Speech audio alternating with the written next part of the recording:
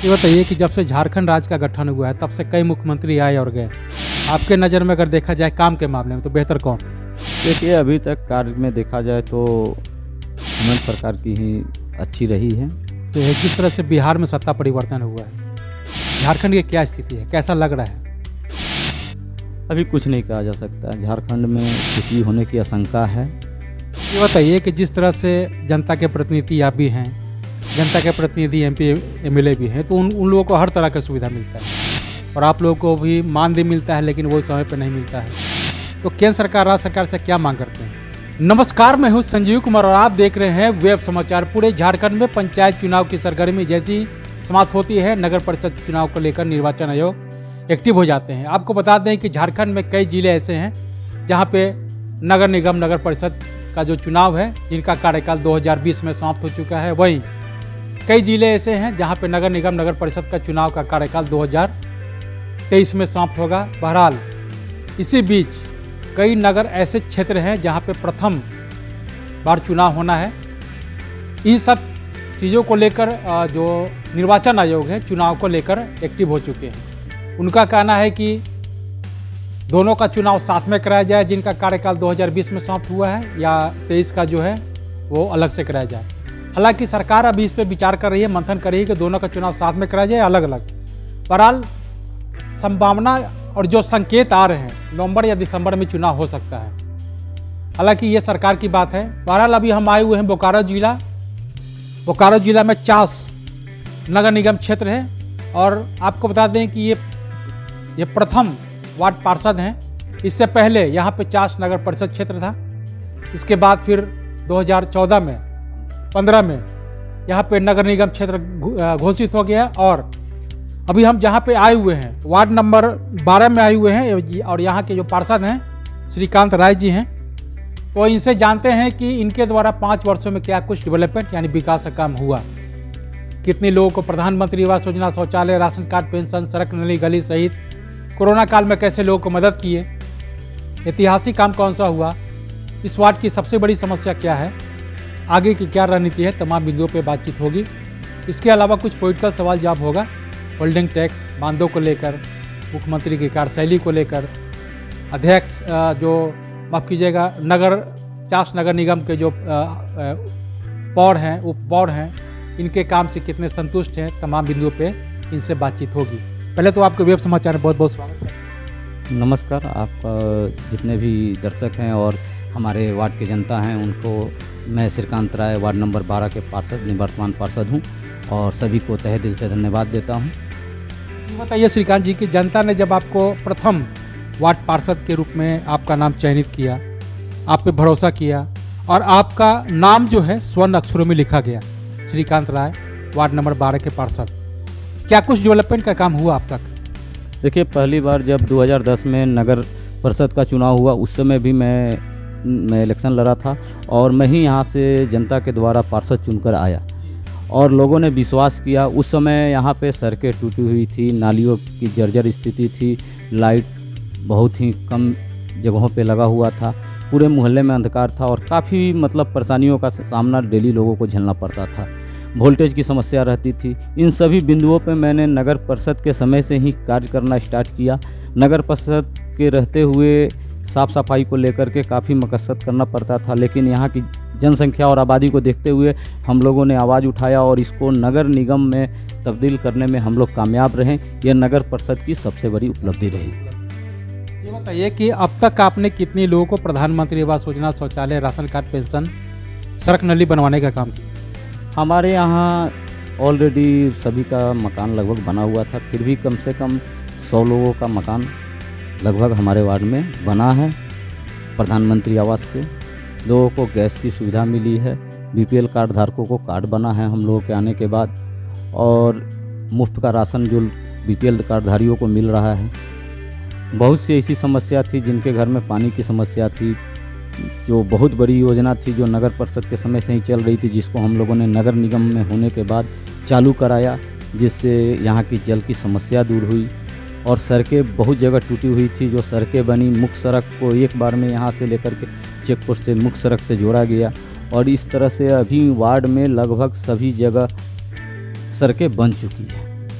और नाले की समस्या भी दूर है। बरसातों में अब उतनी कठिनाई नहीं है। कोरोना काल में आपने कैसे लोगों को मदद?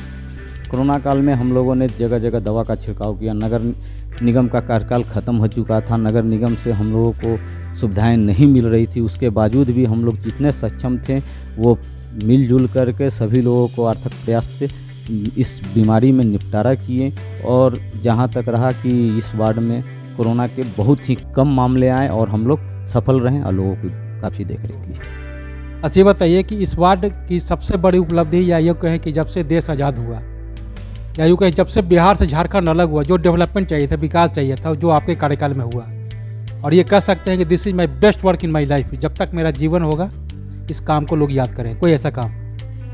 सबसे बड़ी बात है कि यहाँ पर जो लोग पहले सेक्टर से तुलना किया करते थे कि सेक्टर में लाइट बहुत अच्छी रहती है, हर गली में उजाला रहता है, और सेक्टर का कल्पना करते थे। लोग घूमने के लिए अक्सर शाम में सेक्टर की ओर जाया करते थे।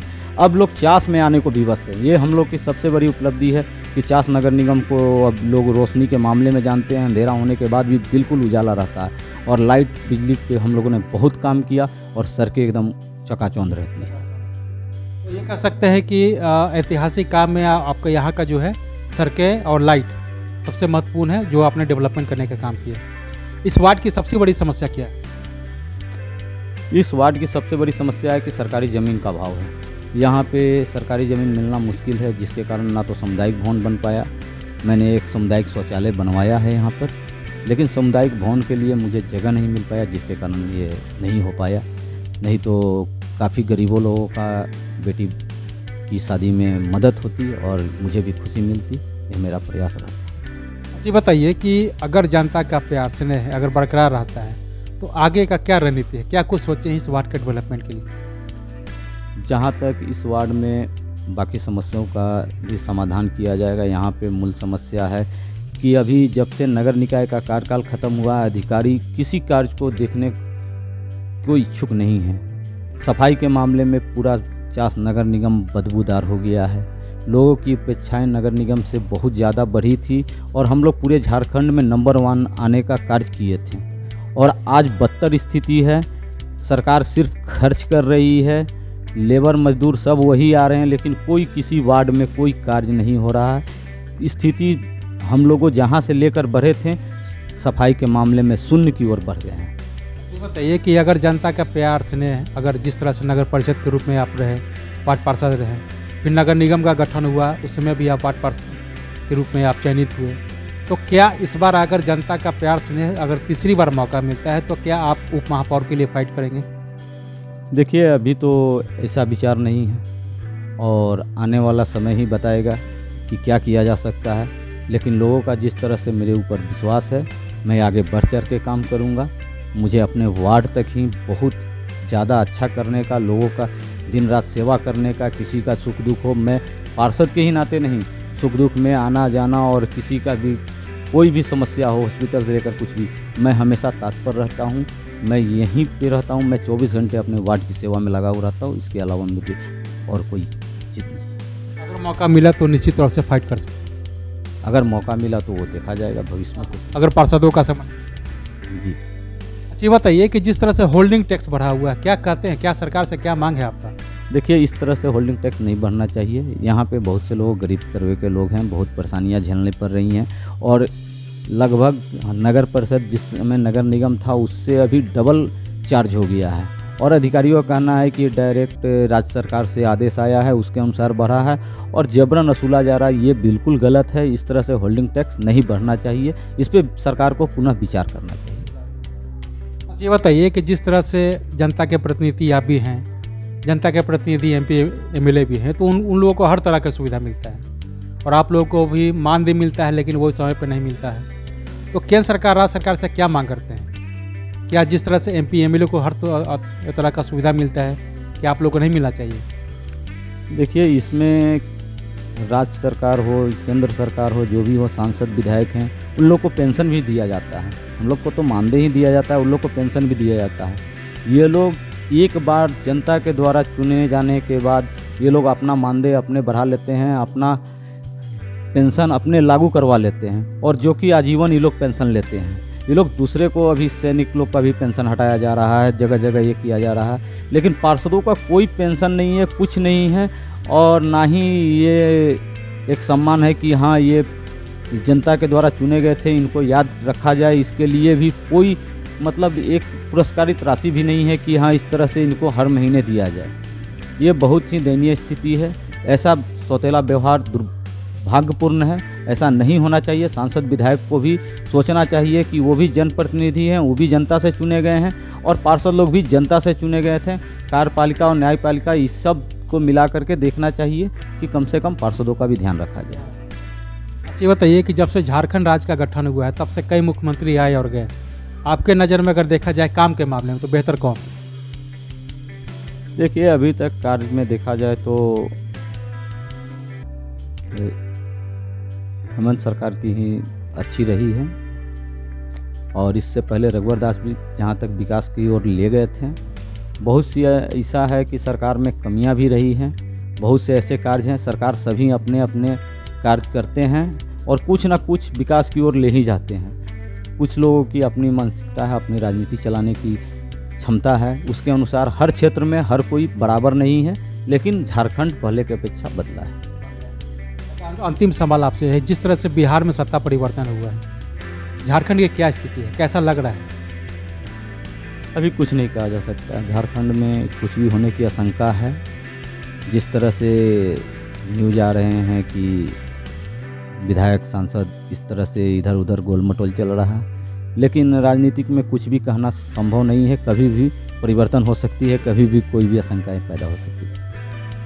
तो आपने सुना कि जिस तरह से वार्ड पार्षद हैं, वार्ड नंबर 12 के हैं, श्रीकांत राय जी हैं, इनका क्या कुछ करना है वार्ड के डेवलपमेंट को लेकर, विकास को लेकर, आगे की क्या रणनीति है, ऐतिहासिक काम कौन सा हुआ, और तमाम बिंदुओं पर इन्होंने अपना पक्ष रखा है। और इनका कहना है कि अगर जनता का प्यार स्नेह बरकरार रहता है तो निश्चित तौर से इस वार्ड के डेवलपमेंट के लिए, विकास के लिए जो मेरा रोड मैप है, मैं बेहतर से बेहतर काम करने का मैं काम करूँगा।